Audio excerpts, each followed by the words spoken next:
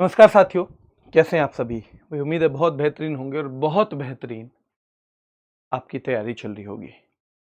तैयारी को और कुछ बेटर करना है, उसका एक ही तरीका है, लगातार पढ़ाई करनी है, समय कम से कम नष्ट करना है और कम से कम ये एक आदत बनानी है कि जब पढ़ाई हो रही है तो 100% पढ़ाई हो।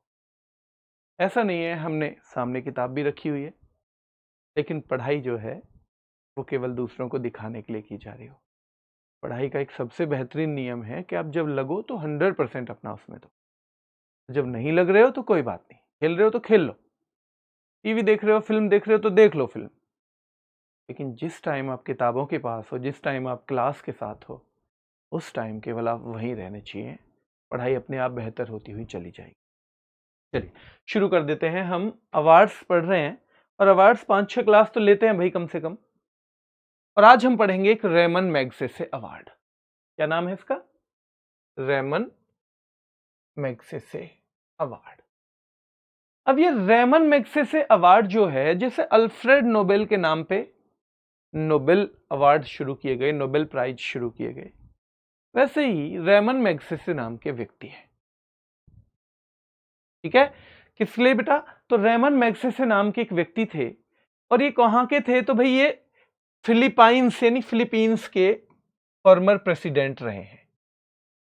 अब ये जो फिलीपींस के फॉर्मर प्रेसिडेंट थे, राष्ट्रपति थे, इनकी एक प्लेन क्रैश में मृत्यु हो गई, यानी he died in a plane crash.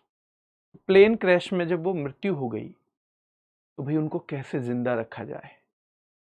हम दुनिया से जाने के बाद केवल लोगों की दिलों में जिंदा रह सकते हैं, उनके जेहन में जिंदा रह सकते हैं। उसके लिए हमें कुछ खास काम करना होता है। तो इनको दुनिया याद रखे, इसके लिए इनके नाम पर एक अवार्ड शुरू कर दिया गया। उस अवार्ड का नाम ही रखा है रेमन मैग्सेसे अवार्ड। ठीक है, तो ये किसकी याद में दिया जाता है, किसकी मेमोरी में दिया जाता है? तो आपको पता होना चाहिए कि फिलीपींस के फॉर्मर प्रेसिडेंट की याद में, मेमोरी में ये दिया जाता है। वो कौन से प्रेसिडेंट, क्या हो गया था उनके साथ? तो प्लेन क्रैश में वो उनकी डेथ हो गई थी। क्या हो गई थी? उनकी डेथ हो गई थी।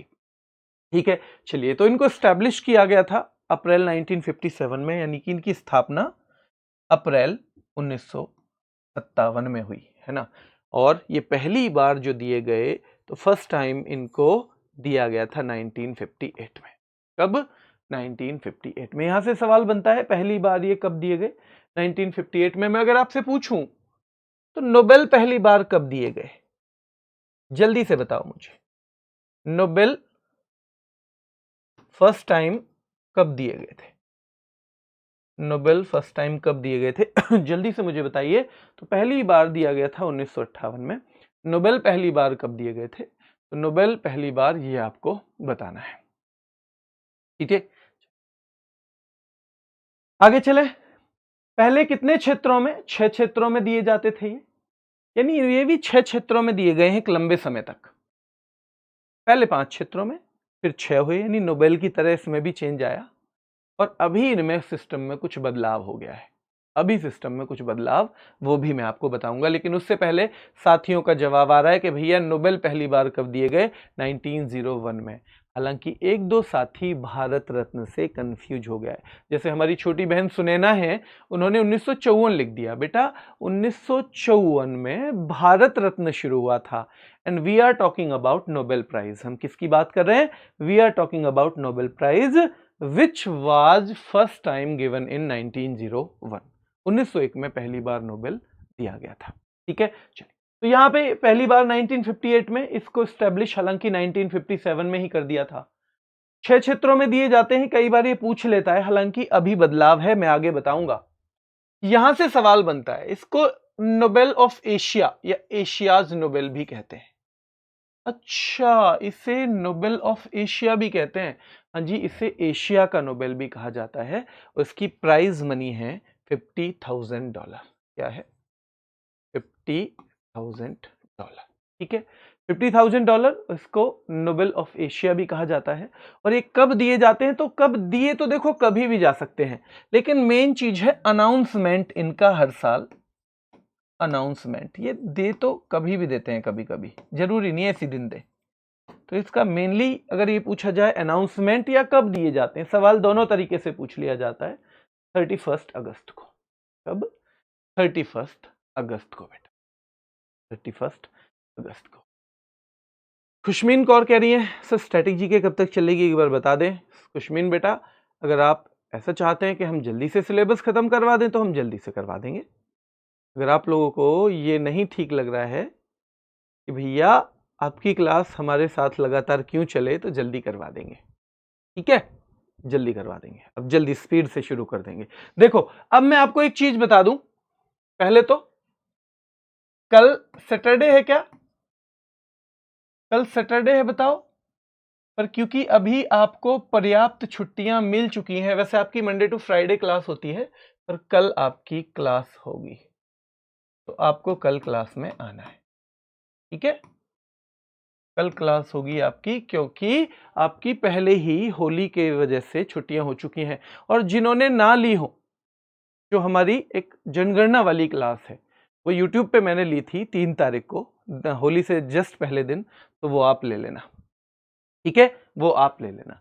तो उपनाम एशिया का नोबेल, पुरस्कार राशि यानी प्राइज मनी इसमें $50,000 है, और अक्सर इसका अनाउंसमेंट होता मनीला में है, क्योंकि फिलीपाइंस की कैपिटल क्या है बेटा?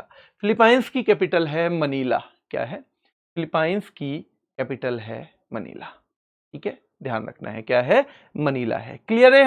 हाँ। चिराग तिवारी कह रहे कि सर याद करने में थोड़ी दिक्कत हो जाती है कभी कभी, इसका बार बार रिवीजन करेंगे तो फिर हमेशा के लिए तो याद हो जाएगा ही। ये कोई ऐसा थोड़ी है कि हर बार हमें बहुत कुछ नया सीखना है, जिंदगी में एक ही बार अच्छे से याद करना है, ये उसी को हम कोशिश करेंगे। तो यहां पे आ जाइए। अब रेमन मैग्सेसे से यहां से सवाल बनता है, पहले कौन थे भाई जिन्हें रेमन मैग्सेसे से मिला? तो विनोबा भावे थे। इनको किस कैटेगरी में मिला था? तो इनको कम्युनिटी लीडरशिप में मिला था। किस में मिला था? कम्युनिटी लीडरशिप में, और पहले ही साल मिला था जब ये शुरुआत हुई थी, जब 1958 में इनकी शुरुआत हुई थी, तभी मिला था बेटा, तभी इनको मिला था। क्लियर है? चलिए आगे देखिए, कितने क्षेत्रों में, ये क्षेत्र देख लीजिए। अब आपको पता है ये फर्स्ट टाइम कब दिए गए? 1958। जब ये 1958 से दिए गए तो 5 एरियाज में दिए जा रहे थे। हाँ जी, 5 में दिए जा रहे थे। फिर 2001 तक आ गए। यहां पे 2001 में एक और क्षेत्र जुड़ गया बेटा, और एक क्षेत्र और जुड़ा, ठीक है, तो 5 + 1 एक और जुड़ गया, तो ये 6 क्षेत्रों में दिए जाने लगे। 2008 तक ये पूरे के पूरे इसी क्षेत्र में दिए गए, ठीक है, और 2008 के बाद, इसके बाद इसको क्या कर दिया गया कि भैया जो पहले 5 थे ना, उनको सिंपल एक नाम दे दिया, रेमन मैग्सेसे, बिना कैटेगरी के, और जो बाद में जोड़ा था उसको हमने एक कैटेगरी अलग से रख लिया, एक कैटेगरी अलग से रख लिया। अभी इसमें आप कहोगे, मैं पूछूंगा बच्चों समझ में आया? आप कहेंगे भैया समझ में नहीं आया। अगर आप ईमानदार हैं तो आप कहेंगे समझ में नहीं आया। समझते हैं। ये 5 क्षेत्र हैं जहां 1958 से हम रेमन मैग्सेसे देते आ रहे हैं। शासकीय सेवा यानी गवर्नमेंट सर्विस के लिए दिया जाता था। पब्लिक सर्विस यानी सार्वजनिक या जन सेवा के लिए दिया जाता था। कम्युनिटी लीडरशिप यानी कि सामुदायिक नेतृत्व के लिए दिया जाता था। हाँ जी, दिया जाता था। Journalism, literature and creative communication arts के लिए दिया जाता था। हाँ जी, दिया जाता था। Journalism, literature and creative communication art के लिए, हाँ जी, बिल्कुल दिया जाता था। पीस एंड इंटरनेशनल अंडरस्टैंडिंग के लिए दिया जाता था। हाँ जी, दिया जाता था। ये सब चल रहे थे, ये सब चल रहे थे सारे के सारे 1958 से। कब चल रहे थे ये? तो ये 1958 से चले आ रहे थे। 1958 से ये सारे के सारे क्षेत्र चले आ रहे हैं। अब ये 2001 में जोड़ा, 2001 से उद्गामी नेतृत्व, जिसको हम इमरजेंट लीडरशिप कहते हैं, ये 2001 में ऐड कर दिया। जैसे हमने नोबेल पुरस्कार पहले 5 क्षेत्रों में दे रहे थे हम नोबेल प्राइज, और फिर हमने 1968 में स्टैब्लिश किया इकोनॉमिक्स के नोबेल को, यानी कि अर्थशास्त्र के नोबेल को, और उसके बाद हम आगे बढ़ गए भैया, हम लगातार 6 क्षेत्रों में उसके बाद से देते आ रहे हैं। ठीक है, यहां तक समझ में आया? यहां से समझ में आया बेटा यहां तक? कि पहले 5 चला आ रहा था और 2001 से एक और जोड़ दिया। पर 2008 के बाद क्या किया? ये जो 5 श्रेणी थी ना, ये 5 श्रेणी, चाहे वो गवर्नमेंट सर्विस थी, चाहे पब्लिक सर्विस थी, चाहे कम्युनिटी लीडरशिप थी, चाहे journalism, literature and creative communication art था, चाहे 5वां पीस एंड इंटरनेशनल अंडरस्टैंडिंग था, इन 5 को मिला दिया। इन 5 को मिला दिया गया। इनको सिंपल एक कहने लगे बेटा, इनको सिंपल एक कहने लगे। क्या कहने लगे हैं? इनको सिंपल एक कहने लगे हैं। और वो क्या कहने लगे हैं बताओ? इनको हम अब केवल रेमन मैग्सेसे पुरस्कार कहते हैं। केवल रेमन मैग्सेसे पुरस्कार इनको हम कहते हैं। क्या कहते हैं? इनको रेमन मैग्सेसे। और ये वाला रेमन मैग्सेसे की जो एक बाद में कैटेगरी जुड़ी थी, ये कैटेगरी अभी भी एग्जिस्ट करती है। यानी अब या तो आपको दिया जाएगा रेमन मैग्सेसे पुरस्कार जिसमें कोई कैटेगरी लिखी नहीं होगी, और अगर कुछ लिख के आएगा तो भैया रेमन मैग्सेसे इमर्जेंट लीडरशिप लिख के आएगा। केवल इमर्जेंट लीडरशिप लिख के आएगा। ठीक है, क्लियर है? तो शांति और अंतरराष्ट्रीय सद्भावना, उभरता या उद्गामी नेतृत्व, ये वाला केवल अभी जो बाद में जन्मा है। बाकी सब 1958 से आ रहे थे, अब ये भैया 2001 में ही जन्मा है, तो ये तो अभी कुछ दिन जिंदा रहेगा ना, तो केवल इस कैटेगरी में दिया जाता है। यानी कि आज की डेट में आपको नोबेल पुरस्कार पब्लिक सर्विस के नाम से नहीं मिलेगा। ये रेमन मैग्सेसे पब्लिक सर्विस के नाम से नहीं मिलेगा। आपको कोई कहे जी आपको गवर्नमेंट सर्विस के लिए दिया जाता है रेमन मैग्सेसे, नहीं, सिंपल दिया जाएगा आपको रेमन मैग्सेसे, पर इस कैटेगरी में नहीं दिया जाएगा। अगर आप पब्लिक सर्विस से जुड़े हो तो आपको दिया जा सकता है, पर उस पुरस्कार की ये कैटेगरी नहीं हो सकती, उस पुरस्कार का नाम ये नहीं हो सकता। अब simple Ramon Magsaysay. Community leadership के लिए आपको दिया जा सकता है अगर आप अपनी कम्युनिटी को लीड करते हो किसी मामले में, पर ये नाम नहीं लिखा रहेगा उस पर।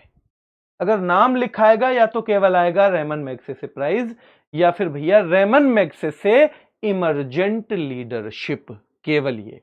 यानी एक सिंपल भाषा में तो या तो ये अब अवर्गीकृत यानी अनक्लासिफाइड, या फिर केवल एक इमर्जिंग लीडरशिप कैटेगरी में दिया जाता है। बाकी कैटेगरीज का जो है उसको मर्ज कर दिया गया है। क्या कर दिया गया है? मर्ज कर दिया गया है। क्लियर है? यहां तक चीजें हुई क्लियर? ये चीज समझ में आई बेटा? जल्दी से बताओ। तो ये आपके दिमाग में रहना चाहिए। 67वां रेमन मैग्सेसे पूछे अगर हम, क्योंकि लेटेस्ट पूछना होता है। अब अगर आपका एग्जाम अगस्त से पहले है तो ये तो बिल्कुल आपको रटना है। फिर तो हमारा एक संस्था है एजुकेट गर्ल्स ग्लोबली, इसको कभी कभी हम ये भी लिख लेते हैं foundation to educate girls globally.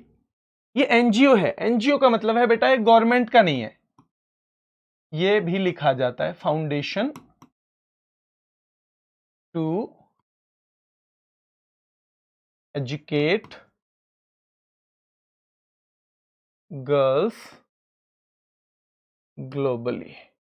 ठीक है, तो ध्यान रखना है एजुकेट गर्ल्स ग्लोबली, ये foundation to educate girls globally, और ये पुरस्कार जीतने वाली पहली भारतीय संस्था हो जाएगी ये। ठीक है, फर्स्ट इंडियन इंस्टीट्यूशन है ये जिसने इस पुरस्कार को जीता है। पर ये करता क्या है? आपसे पूछा जाएगा 67वां जो ये 67th रेमन मैग्सेसे जीता है एजुकेट गर्ल्स ग्लोबली नाम की संस्था ने। ये कैसी संस्था है? क्या सरकारी है? नहीं, एक प्राइवेट संस्था है। क्या ये रेमन मैग्सेसे पाने वाली पहली भारतीय संस्था है? हाँ, ये रेमन मैग्सेसे पाने वाली पहली भारतीय संस्था है। और याद रखना है भैया, ग्रामीण और दूरस्थ क्षेत्रों में बालिकाओं की शिक्षा में जो लैंगिक अन्याय है, यानी जो उन्हें केवल जेंडर की वजह से उन्हें इनजस्टिस सहना पड़ता है, कहां कहां पर, या तो ग्रामीण इलाकों में यानी रूरल इलाकों में, या बेटा रिमोट एरियाज में। क्योंकि आपको पता होगा ग्रामीण क्षेत्रों में अभी भी जो लड़कियों की शिक्षा है, जो गर्ल्स एजुकेशन है, उस पर बहुत ज्यादा जोर नहीं दिया जाता। और कभी कभी आपको ये भी देखने को मिल जाएगा कि अगर एक लड़का है, एक लड़की है किसी के, तो वो लड़की को बहुत अच्छे से नहीं पढ़ाते, लड़के को पढ़ा देते हैं। ये बदलाव भी रिमोट एरियाज में अभी आपको देखने को मिल जाता है। ठीक है, क्लियर है बेटा? तो यहां देखना है आपको, एजुकेट गर्ल्स ग्लोबली भारत पुरस्कार जीतने वाली पहली भारतीय संस्था है और ग्रामीण और दूरस्थ क्षेत्रों में बालिकाओं की शिक्षा में जो लैंगिक अन्याय है उसको दूर करने के लिए इसे दिया गया कि भैया आपने बहुत बढ़िया काम किया है। एक तो इन्होंने जीता है। दूसरा, शाहिना अली है मालदीव की। शाहिना अली कहां की है? मालदीव की। क्या करती हैं? तो जो प्लास्टिक प्रदूषण के खिलाफ यानी प्लास्टिक पॉल्यूशन के खिलाफ ये काम करती हैं बेटा, एक तो। और एक जो मैरीन इकोसिस्टम है मालदीव का, समुद्री पारिस्थितिकी तंत्र है, जो समुद्र का सिस्टम बना हुआ है, इकोसिस्टम बना हुआ है, उसको प्रिजर्व करने के लिए काम करती हैं। क्योंकि आपको पता होगा मालदीव एक टूरिस्ट प्लेस है, देश तो है ही वो, लेकिन वो ज्यादातर लोगों के लिए एक टूरिस्ट प्लेस है। और टूरिस्ट प्लेस में बहुत सारे लोग जाते हैं, तो बहुत सारे लोग जाते हैं, उनकी इकोनॉमी भी उसी पर निर्भर करती है, उनकी अर्थव्यवस्था में मदद मिलती है उससे। उसका एक बहुत बड़ा नुकसान भी होता है कि उनका सारा सिस्टम बिगाड़ दिया जाता है। उनके देश में प्रदूषण बहुत फैला दिया जाता है। उनका जो समुद्री सिस्टम है, मान लो समुद्र में आप इतनी सारी प्लास्टिक ही भरते चले गए कि वहां के जीव जंतु भी प्लास्टिक ही खाने लगे, वो मरने लगे, तो मतलब एक तरह से पूरा इकोसिस्टम बिगड़ जाएगा फिर। तो शाहिना अली ऐसी ही हैं जो एक तो प्लास्टिक पॉल्यूशन के खिलाफ फाइट करती हैं और बेटा जो प्रिजर्व करने का काम करती हैं मैरीन इकोसिस्टम को, मालदीव के को। ठीक है, तो ये दो काम करती हैं और इसीलिए इनको ये पुरस्कार दिया गया है, इनको ये पुरस्कार दिया जाता है। सिमरन कह रही है भैया अब ऐसा नहीं है। सिमरन, वो मैंने जो बात कही थी कि कई बार लड़कियों के साथ हो जाता है भेदभाव, सिमरन अभी भी हो जाता है बेटा, अभी भी हो जाता है। मैं भी उसी समाज से आता हूं, मैं गांव से आता हूं, और ज्यादा नहीं, जब मैं गांव में था, अभी तो मैं लगभग 15-16 साल 17 साल के करीब हो गए जब से नौकरी लगी है, तब से उतना ज्यादा गांव जाना होता नहीं है। मतलब होता है लेकिन ऐसे नहीं 2 महीने के लिए चले गए। तो मैंने अपने गांव में भी, जो दिल्ली के बस 50-60 किलोमीटर ही दूर है, वहां भी देखा कि लड़का प्राइवेट स्कूल में और लड़की सरकारी स्कूल में। तो ये हो जाता है बेटा अभी भी। हाँ, जिन जिन के साथ नहीं हो रहा है, या जो ऐसी जगह है जहां पे लड़कियों के साथ नहीं हो रहा है ये अभी भी भेदभाव, वो बहुत बढ़िया जगह है, बहुत अच्छा है, उन लोगों को धन्यवाद, उन लोगों को साधुवाद। लेकिन अभी भी हो जाता है क्योंकि हमें, जैसा हम जिस समाज में रहते हैं, हमें तो बस उसी का तो पता होता है, हमें बाकी लोगों का तो पता ही नहीं होता। अभी भी क्या जितनी फेल्योर हमारे लड़कों को मिल जाती हैं, कई बार क्या लड़कों को जितनी फेल्योर मिल जाती है उसके बाद भी माँ बाप कंधे पे हाथ रख के उसका सपोर्ट करते रहते हैं, क्या अभी भी लड़की को हम इतना कर पाते हैं? और हम का मतलब केवल हमारा घर नहीं, या केवल किसी एक बच्चे का घर नहीं, हम एज ए सोसाइटी, पूरे समाज के तौर पे क्या हम लड़कियों के साथ, लड़कियों को हाथ पे कंधा रख के क्या हम परिवार के तौर पे उसे कह देते हैं कि बेटा तू कर पढ़ाई, चिंता मत कर, तू चिंता मत कर, पढ़ कर पढ़ाई, 2 बार 4 बार जितना भी फेल हो मैं तेरे साथ खड़ा हूं। और मैं कह रहा हूं ये लड़के जितने भी क्लास ले रहे हैं, या आपके घर में जो भी लड़की हो, माँ बाप भी ना उतना सपोर्ट कर पाए क्योंकि उनके पास अपने अपने सामाजिक दबाव हैं। आप नई पीढ़ी के हो, आप आपकी बहन हैं, आपके घर में कोई नई शादी होकर आई हुई भाभी हो सकती हैं, आप करिए जितना सपोर्ट कर सकते हैं, क्योंकि आप लोग अपनी जगह पे थोड़े ज्यादा मजबूत स्थिति में रहते हैं। और जहां यूथ सपोर्ट करने लग जाएगा ना, फिर पुराने लोग भी मानने लग जाते हैं, फिर उनके समझ में भी चीजें आने लग जाती। तो ये आप लोगों की जिम्मेदारी होनी चाहिए एज ए सोसाइटी, ना कि ये कि अगर कोई लड़की 3 बार फेल हो गई है, हमारे ही पड़ोस की, हमारे ही चाचा जी की, ना हो चाचा जी की पड़ोस की, और हम उसे फिर तंज हम ही मारने लग जाएं, ओ ये लगेंगी जी नौकरी, इन्हें बनना है डिप्टी। आप लोगों की सपोर्ट होनी चाहिए अपने समाज में भी, क्योंकि आप लोगों को तो मिलती है सपोर्ट। मैं लड़का हूं, मुझे भी मिली है हमेशा। लड़कियों के साथ कई बार तो उनके आगे एक तलवार लटका देते हैं, पहले ही देख ले 1.5 साल में हो गया तो ठीक है, वरना शादी कर देंगे। क्या जितना परसेंटेज में हम लोग लड़कियों को इस चीज कह देते हैं कि कर ले, नहीं तो 1.5 साल में नहीं शादी कर देंगे, क्या उतनी हम अपने लड़कों को कहते हैं? क्या उतना ही समय हम अपने लड़के को भी देते हैं, इतने में कर ले वरना ये कर लेंगे? अगर हम नहीं करते हैं तो यहां तो बराबरी दीजिए, कम से कम यहां तो बराबरी दीजिए। और ये जिम्मेदारी हम सब की है, जो हम अपने अपने जब अपने लिए कोई लड़ता है ना, उसकी इतनी कीमत नहीं होती। लड़कियां जब अपने लिए लड़ेंगी तब उतनी कीमत नहीं होती, जब हम उनके लिए खड़े होंगे तब उस बात की ज्यादा वैल्यू होगी। ठीक है, चलिए शुरू करते हैं आगे। तो फ्लेवियानो एंटोनियो एल विलानुएवा, ये तीसरे नंबर के, ये तीसरे व्यक्ति हैं, और ये गरीब और उत्पीड़ित लोगों की गरिमा को बहाल करने के लिए काम करते हैं। क्या काम करते हैं? To restore the dignity of the poor and oppressed. तो 3 जो विजेता हैं, इनमें से खास तौर पे पहले 2 तो बहुत महत्वपूर्ण हैं, और ये हमें याद करने हैं। क्या करने हैं? ये हमें याद करने हैं। क्लियर है? आगे चलिए, बुकर पुरस्कार के बारे में बात करें। बुकर प्राइज बुकर प्राइज, तो ये देखो कि जो साहित्य में यानी लिटरेचर में सबसे बड़ा अवार्ड कौन सा है, बताओ मुझे। जो लिटरेचर का दुनिया का सबसे बड़ा अवार्ड है वो है नोबेल। क्यों? क्योंकि जिस भी क्षेत्र में नोबेल दिया जाता है दुनिया में, वो उस क्षेत्र का सबसे बड़ा अवार्ड हो जाता है। क्या होता है? संजीव जून कह रहे हैं सर जी अवार्ड पोस्ट्यूमसली दिया जा सकता है क्या? संजीव जून, संजीत बेटा झूठ नहीं बोलूंगा, आपके कमेंट को इग्नोर भी नहीं करूंगा। इस तरह का सवाल कभी आया नहीं है, तो कभी इसमें ये मैंने पढ़ा भी नहीं है, ये मैं केवल आपको देख के ही बता पाऊंगा। मैं भी इसको सर्च करूंगा, मुझे नहीं पता है। ठीक है, आपका कमेंट इग्नोर भी कर सकता था, पर मैंने देखा कि आपका कमेंट आया है, और वो चीज मैंने कभी देखी नहीं है, क्योंकि एग्जाम में कभी नहीं पूछा गया तो हम लोगों ने भी ध्यान नहीं दिया। ये पोस्ट्यूमसली दिया जाता है नहीं, ये मैं आपको अगली एक क्लास में बताऊंगा। ये महेंद्र जी, उस बच्चे के कमेंट का वो फोटो मुझे भेजना। साहित्य के क्षेत्र में नोबेल पुरस्कार के बाद ये सबसे बड़ा पुरस्कार है।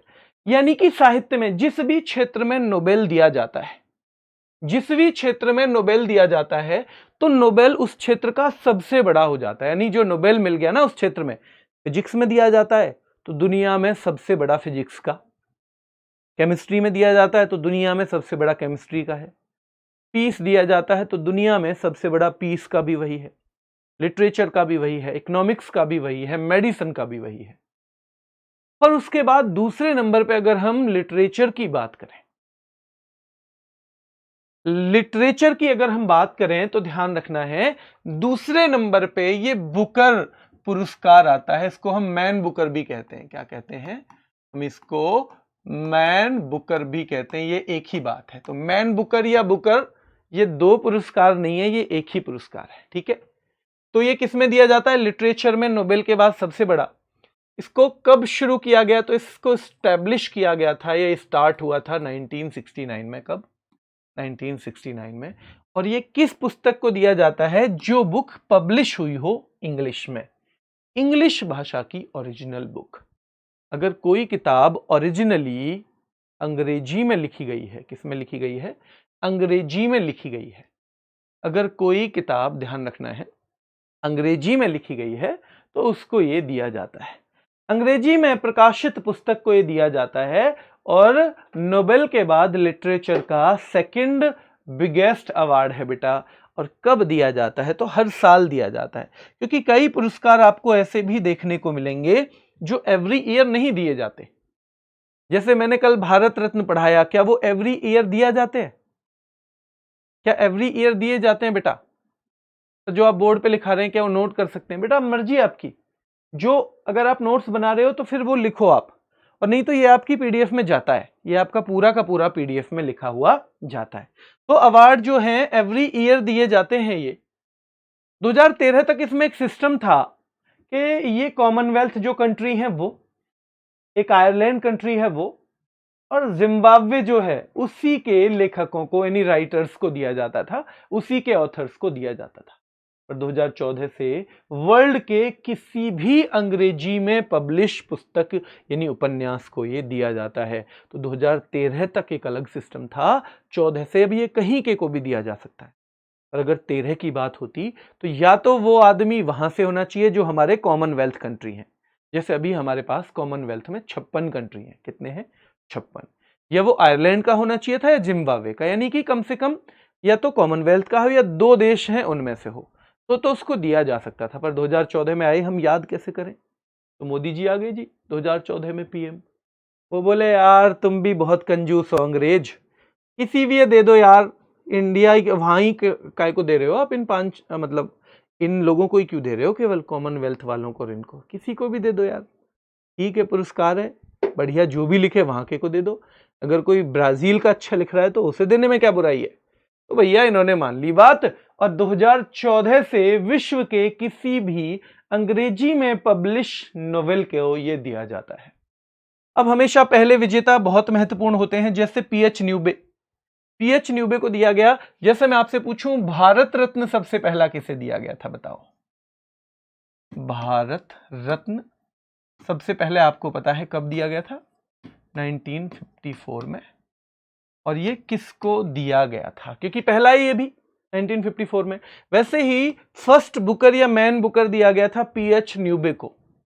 इसको दिया गया था, पीएच न्यूबे को दिया गया था, पीएच न्यूबे को। ठीक है जी। पहले भारतीय कौन है? तो फर्स्ट इंडियन थे वीएस नायपॉल, 1971 में इनको मिला। और ये भारतीय या भारतीय मूल के, इनका एक नाम आएगा, या तो भारतीय या तो इंडिया के इंडियन या इंडियन ओरिजिन वाले आएंगे, या तो इंडियन ओरिजिन वाले।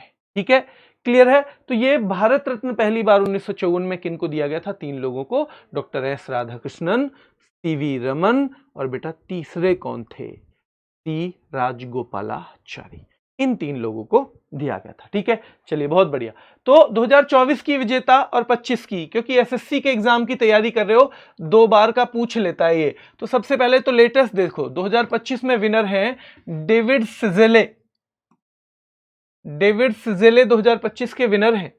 ये हंगेरियन बॉर्न ब्रिटिश हैं, यानी हंगरी में जन्मे ब्रिटिश, यानी जन्म हंगरी में हुआ लेकिन अब ब्रिटेन की नागरिकता ले रखी है। और इनका नोवेल है फ्लैश। किताब का नाम क्या है बेटा इनकी का? फ्लैश। तो ये 3-4 चीजें आपको याद रखनी है। हालांकि थोड़ा सा दिमाग में ये भी रखना, 2024 में सामंथा हार्वे को मिला था ऑर्बिटल नोवेल के लिए। क्या है इनकी पुस्तक? ऑर्बिटल। पर सबसे पहले तो लेटेस्ट वाला 2025 वाला इज मोस्ट इंपोर्टेंट। कौन सा है? डेविड सिजेले। डेविड सिजेले। और अगले 8-10 महीने तक तो ये पुरस्कार नहीं मिलेगा, शायद 8-10 महीने तक नहीं मिलने वाला। तो अगर आपके 8-10 महीने में एग्जाम है तो भैया ये डेविड सिजेले को अच्छे से याद करो। हंगरी मूल के ब्रिटिश हैं ये, और उपन्यास फ्लैश है। इन तीनों चीजों को आपके दिमाग में याद रखना है, तीनों चीजों को आपके दिमाग में याद रखना है। ठीक है, चलिए आगे चलिए। तो बुकर पाने वाले भारतीयों से सवाल आता है। तो सबसे पहले वीएस नायपॉल को मिला 1971 में। फिर सलमान रश्दी को मिला था, बहुत महत्वपूर्ण है बेटा, 1981 में। अरुंधति रॉय को 1997 में, 1997, इनको ये जरूर याद रखना है बेटा, मोस्ट इंपोर्टेंट है, ये साल पूछा जाता है, मॉक टेस्ट में पूछते हैं इस सवाल को। ठीक है, और बुकर पुरस्कार पाने वाली ये पहली महिला है। She is the first Indian women, पहली भारतीय महिला। तो she is the first Indian women to receive, to get Booker prize. ठीक है, तो ये पहली भारतीय महिला हैं जिनको बुकर प्राइज मिला है, बुकर पुरस्कार मिला है, अरुंधति रॉय। क्या नाम है? अरुंधति रॉय। चलिए, मैंने एक चीज छोड़ दी अभी भाई, प्राइज मनी कितनी होती है इसमें? प्राइज मनी क्या 50,000 पाउंड्स होते हैं? हाँ जी, 50,000 पाउंड्स। इसमें 50,000 पाउंड्स होते हैं। कितने होते हैं? 50,000 पाउंड्स इसमें होते हैं। तो ये जो प्राइज मनी है 50,000 पाउंड्स की मिलती है। पाउंड क्योंकि वो ब्रिटेन की मुद्रा है, ब्रिटेन ही इस अवार्ड को देता है। ठीक है, ब्रिटेन ही इस अवार्ड को देता है। ठीक है, चलिए। तो वीएस नायपॉल पहले हैं, सलमान रश्दी दूसरे हैं, अरुंधति रॉय क्योंकि फर्स्ट विमेन है तो इनका ये भी पूछा जाता है, भारत की फर्स्ट विमेन, और 1997 भी पूछा जाता है। फिर किरण देसाई, इनका भी पूछा जाता है बेटा 2006 में, और फिर अरविंद अडिगा भैया 2008 में, अरविंद अडिगा 2008 में।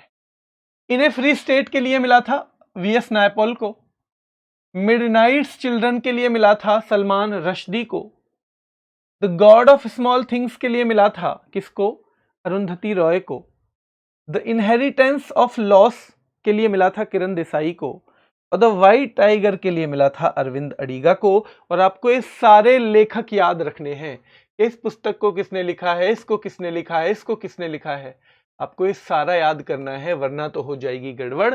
आपसे पूछा जाएगा इन्हें फ्री स्टेट किसने लिखी है, वीएस नायपॉल ने, मिडनाइट्स चिल्ड्रन किसने लिखी है, सलमान रश्दी ने, गॉड ऑफ स्मॉल थिंग्स किसने लिखी है, अरुंधति रॉय ने, द इनहेरिटेंस ऑफ लॉस किसने लिखी है, किरण देसाई ने, और द व्हाइट टाइगर किसने लिखी है, the white tiger Aravind Adiga के द्वारा लिखी गई है। किसके द्वारा लिखी गई है, तो the white tiger Aravind Adiga के द्वारा लिखी गई है, अरविंद अडिगा के लिए लिखी गई है। सर तो क्या एक साल में एक को ही मिलता है, हाँ बेटा एक को ही मिलता है, ये एक साल में एक ही व्यक्ति को मिलता है, इसको मिलता है एक ही व्यक्ति को एक साल में मिलता है। तो सारे के सारे लेखक याद रखने हैं ना, ऑथर्स इन ए फ्री स्टेट।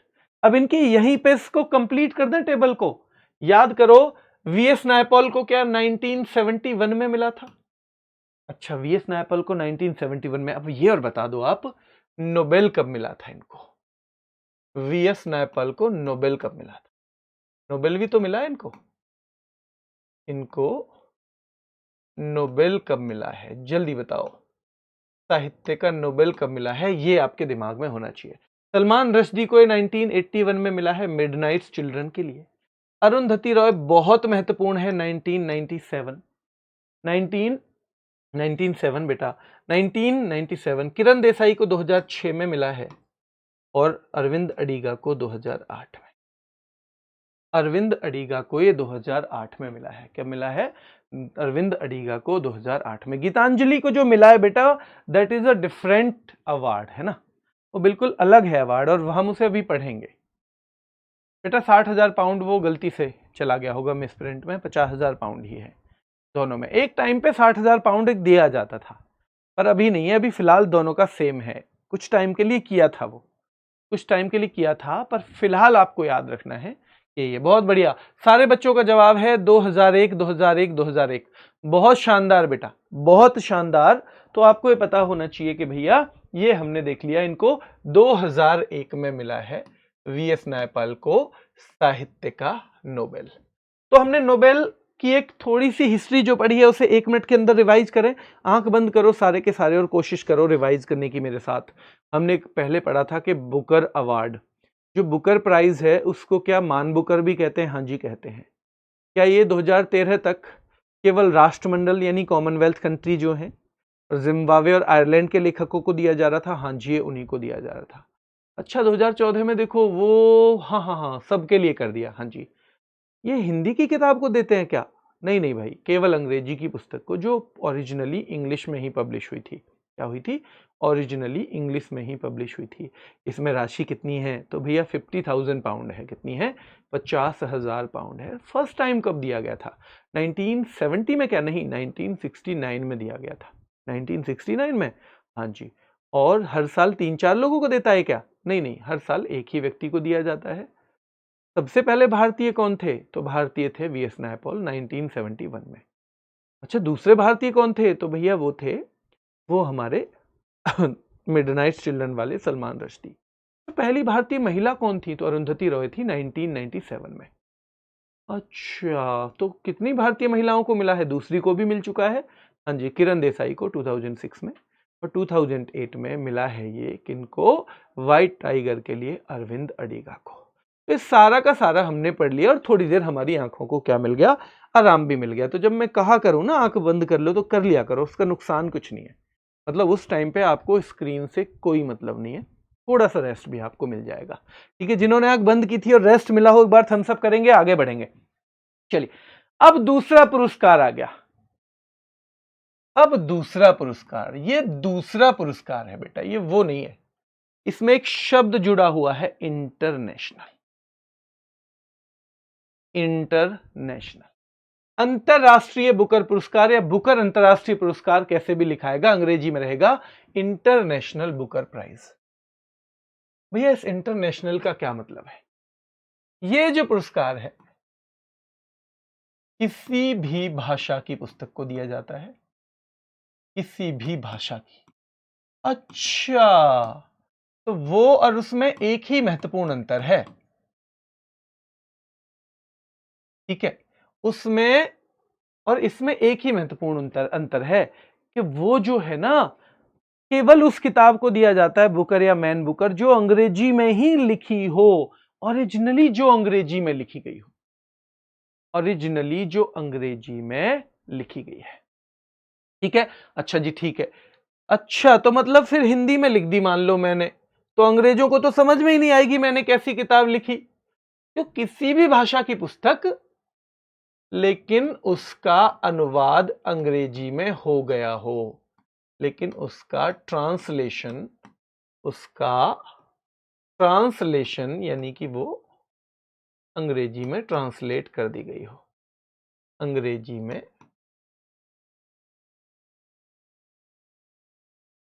कर दिया गया हो।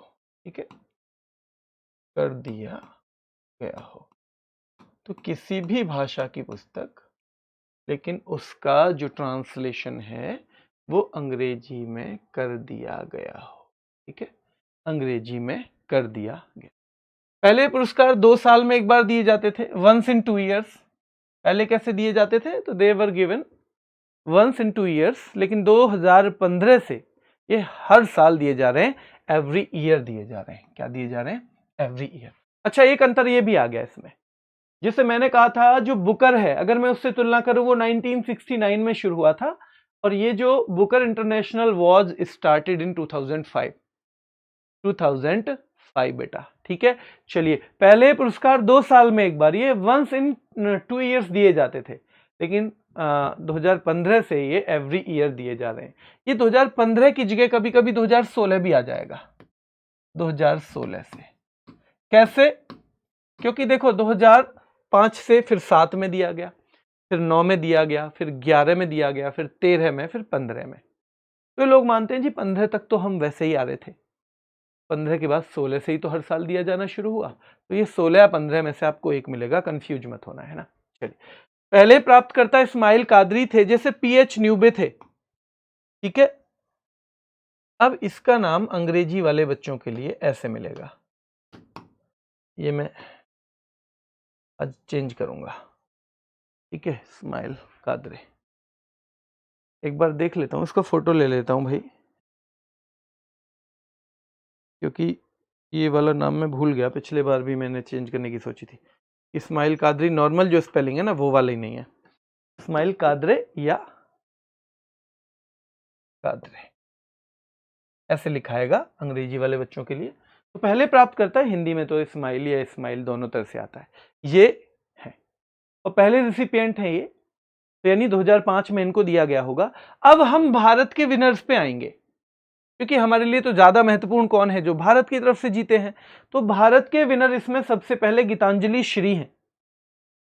2005 से चलते चलते हमारी किसी किताब को ये नहीं मिला, पर 2022 में भारत का टाइम आया और गीतांजलि श्री को अवार्ड मिला। गीतांजलि श्री को मिला क्यों, कैसे मिला, अब ये देखेंगे। तो देखो, गीतांजलि श्री ने एक किताब लिखी, रेत समाधि। अब आपने ये पढ़ाई था कि उस पुस्तक को दिया जाएगा किसी भी भाषा की हो, पर उसका ट्रांसलेशन हो गया हो। तो गीतांजलि श्री की एक दोस्त थी, डेजी रॉकवेल। ये कहानी है, मैं असलियत नहीं है, जरूरी नहीं है ये, इसमें थोड़ी नमक मिर्च मिल सकती है आपको याद कराने के लिए। तो गीतांजलि श्री ने लिखी रेत समाधि। तो डेजी उसकी दोस्त थी, बाहर से आई वो मिलने के लिए, और डेजी बोले, हाय गीता कैसी है। अंग्रेज तो ऐसे बोलते हैं ना, हाय गीता कैसी है। तो गीतांजलि बोली, ठीक हूं बहन, कट रहा है टाइम, थोड़ी सी पैसे की किल्लत तो है आजकल। बोला, भाई साहब तुमने बुक नहीं लिखा है? हाँ जी, बुक तो लिखा है हमने एक। मैंने कहा ये कौन सा लिखा है कि जी रेत समाधि, रेत समाधि। अच्छा, स्टोरी बताओ अपनी बुक की कैसी है वो। मैं बता दी कैसी ऐसी स्टोरी है। अरे ओ ये तो ऑसम है बुक, इसका हम ट्रांसलेशन कर देता है। तो गीतांजलि श्री की बुक का ट्रांसलेशन कर दिया किसने भैया, डेजी रॉकवेल ने अंग्रेजी में। गीतांजलि बोली हम ट्रांसलेशन से पैसे थोड़ी मिलते हैं, किताब बिकने से मिलते हैं पैसे, ट्रांसलेशन से थोड़ी मिलते हैं।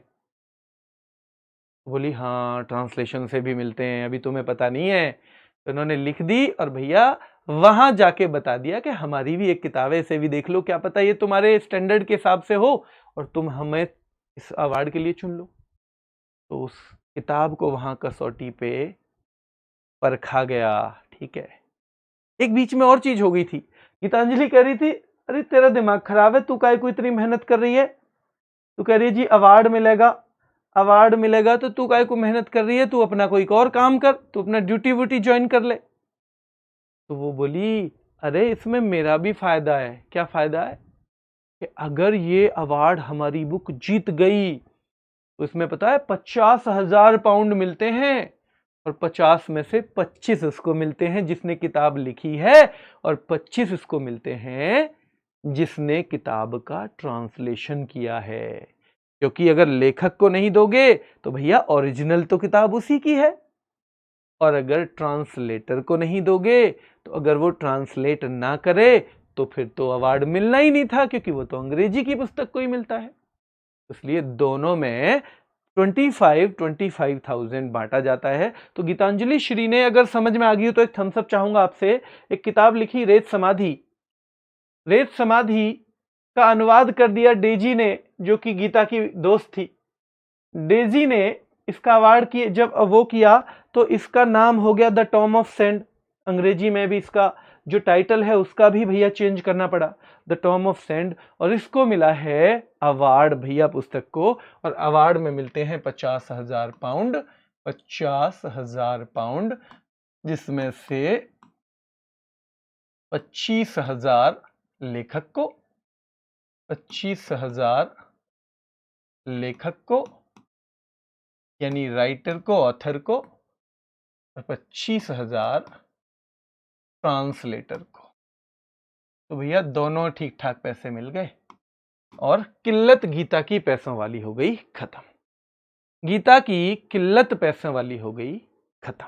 ठीक है, भूलोगे तो नहीं गीतांजलि श्री वाली कहानी पूरी। हाँ, अब 2024 लेटेस्ट विजेता दो आपके पते होनी चाहिए। ठीक है, 2024 में जेनी एर्पनबेक ने कैरोस नाम की किताब थी। हालांकि ऐसा हो सकता है कि ये बहुत जल्दी 26 वाला भी आ जाए, तो फिर आप 25 और 26 को याद कर लेना। 26 में फिर हमारे लिए खास हुआ। ठीक है, भारत की जो दूसरी पुरस्कार विजेता बनी बानू मुश्ताक। बानू मुश्ताक ने भी किताब लिखी थी एडेया हनाटे। किस भाषा में लिखी थी? कन्नड़ में लिखी थी। तो बानू मुश्ताक ने एडेया हनाटे लिखी, कन्नड़ में लिखी, और भैया दीपा भस्ती नाम की इनकी एक दोस्त थी, उन्होंने इसको अंग्रेजी में हार्ट लैंप नाम से क्या कर दिया? ट्रांसलेट कर दिया। हार्ट लैंप के नाम से ट्रांसलेट कर दिया, हार्ट लैंप के नाम से। ठीक है, ध्यान रखना है बेटा। ओरिजिनल किस भाषा में लिखा गया था? बेटा रेत समाधि किस भाषा का है? रेत समाधि ये हिंदी भाषा की पुस्तक थी, है ना, हिंदी।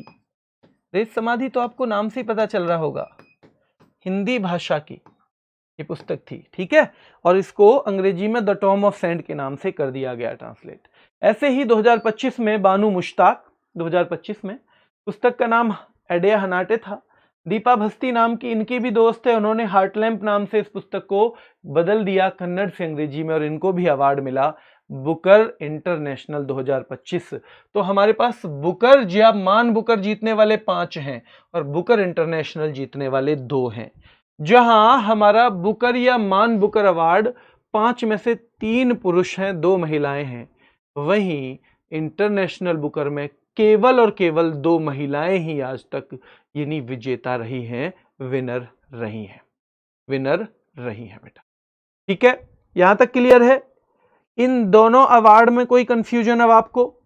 जब मैं बुकर पूछूंगा तो अभी भी आप बानू मुश्ताक का नाम लोगे क्या? अभी भी गीतांजलि श्री का लोगे? या खास तौर पे आपको उसमें एक इंटरनेशनल वर्ड जरूर चाहिए लिखा हुआ।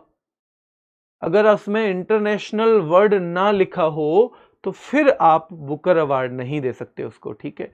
उसे आप इंटरनेशनल बुकर अवार्ड ही केवल दे सकते हो। क्लियर है? चलिए, अंतर्राष्ट्रीय गांधी शांति पुरस्कार की हम बात करेंगे तो विश्व शांति में उल्लेखनीय भूमिका निभाने वाले को दिया जाता है।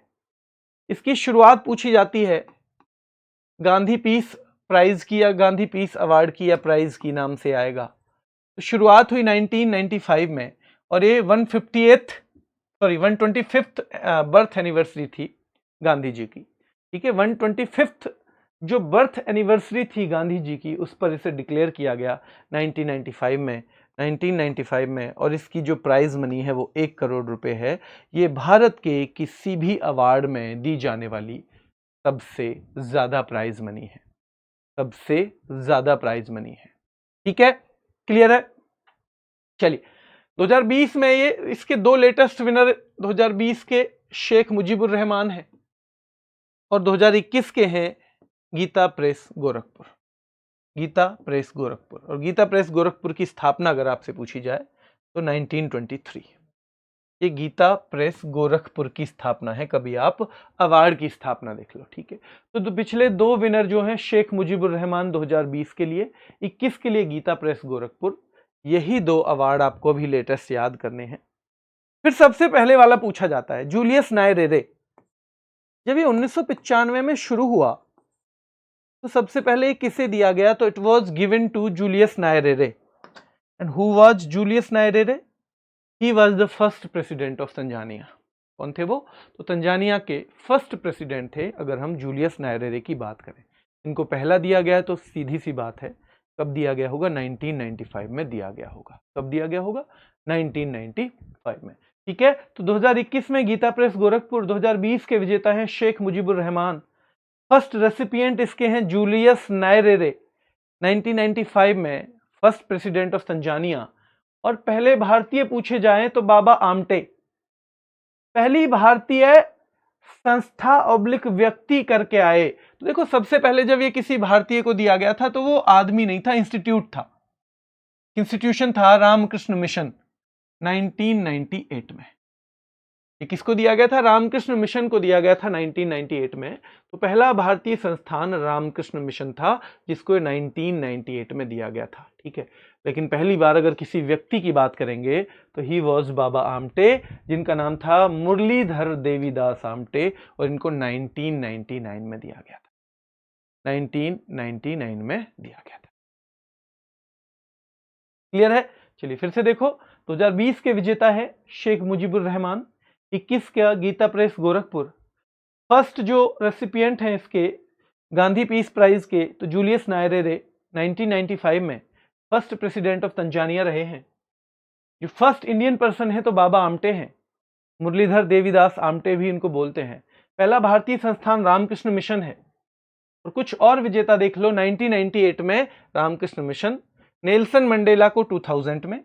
नेल्सन मंडेला को हमने भारत रत्न कब दिया था बताओ? भारत रत्न उस साल दिया था जिस साल हमने डॉक्टर अंबेडकर को दिया। डॉक्टर अंबेडकर को भी हमने 1990 में दिया था। और इनको 2000 में हमने क्या दिया है बेटा? Gandhi peace prize. और ग्रामीण बैंक को भी सन 2000 में ही दिया गया।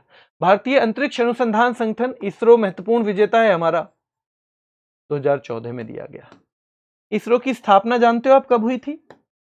इसरो की स्थापना क्या 15 अगस्त 1969 को? 15 अगस्त 1969, 15 अगस्त 1969 को इसरो को स्टैब्लिश किया गया था। इसरो की स्थापना की गई थी और इसको 2014 में गांधी पीस प्राइज दिया गया है। क्या दिया गया है? Gandhi peace prize. एक कलिंग पुरस्कार है, 1992 में शुरू हुआ, लेकिन सबसे ज्यादा पूछा जाता है किस क्षेत्र में? तो विज्ञान के क्षेत्र में दिया जाता है और यूनेस्को देता है इसको। यूनेस्को एक कलिंग फाउंडेशन है, उड़ीसा की सरकार है, लेकिन महत्वपूर्ण सवाल जो बनता है वो यूनेस्को फाउंडेशन, यूनेस्को के द्वारा दिया जाता है, ठीक है। 1952 में जिसको दिया गया, ठीक है, लेकिन पहले भारतीय विजेता जगजीत सिंह आपके दिमाग में रहने चाहिए। क्या है आपके दिमाग में? जगजीत सिंह रहने चाहिए।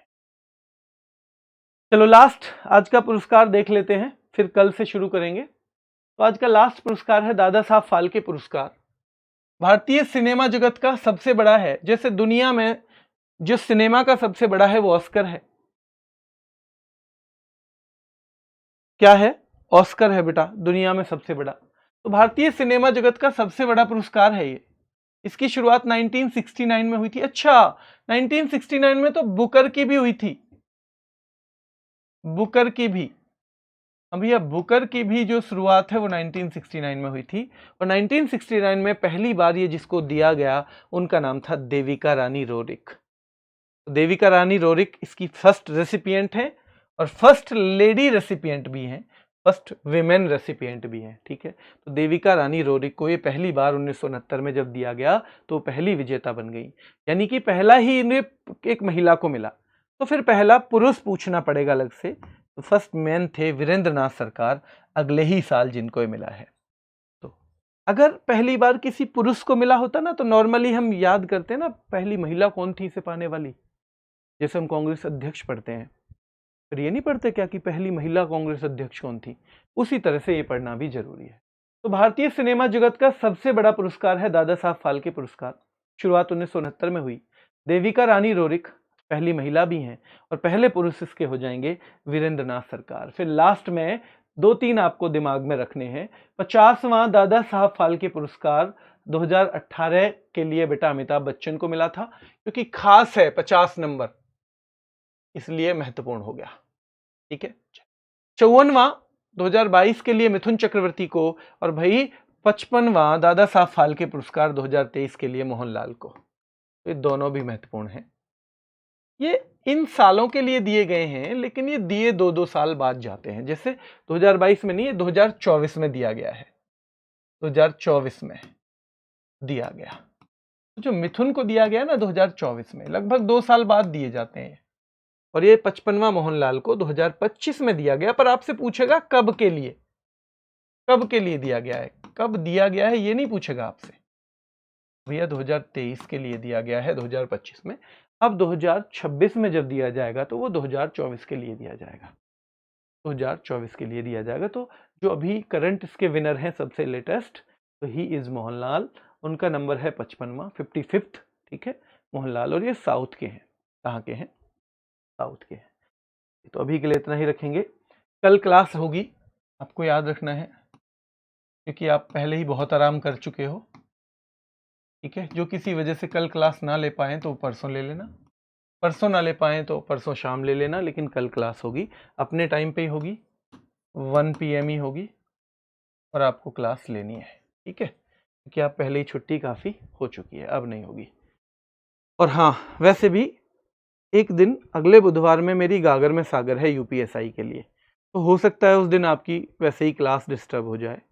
पर अब के मेरी ये कोशिश है कि अगर जिस दिन भी मैं क्लास ना ले पाऊँ तो उस दिन आपको क्लास रिकॉर्डेड लगवा दें, एक क्लास, लेकिन आपकी छुट्टी ना हो, ये इरादा रहेगा। और ऐसा टॉपिक लगवा दें जिसमें आपको डाउट ज़्यादा ना हो, बस समझने का हो और आप समझते चले जाएं अच्छे से। ठीक है, अभी के लिए इतना ही रखेंगे।